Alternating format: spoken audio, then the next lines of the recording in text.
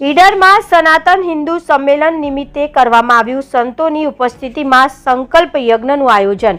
રાજ્યમાં સનાતન ધર્મનો ઉદ્દેશ એ આપણી સનાતન ઓળખ હોવાથી ભવ્ય રામ જન્મભૂમિ મંદિર તથા મહાકુંભનો મેળો એ પણ સંસ્કૃતિની શાશ્વત ઓળખ હોવાથી જે પરંપરા હજારો વર્ષોથી ચાલતી સનાતનને આપની ભવિષ્યની પેઢીઓ માટે સાચવવું ખૂબ જ જરૂરી છે।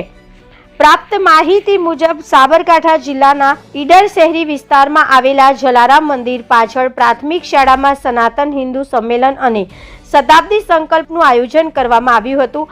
અમે હિન્દુ બધા જ એક જ છીએ એ સંકલ્પના સાથે આયોજન કરવામાં આવ્યું હતું। આ કાર્યક્રમની શરૂઆત દીપ પ્રગટાવીને કરવામાં આવી હતી। ત્યારબાદ શાસ્ત્રોક્ત વિધિ મુજબ યજ્ઞ કરવામાં આવ્યો હતો।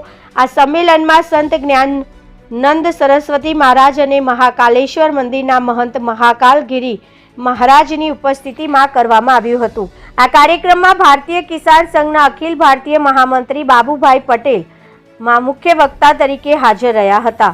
રિપોર્ટર જનક જાદવ, BN ન્યૂઝ ગુજરાતી, સાબરકાંઠા।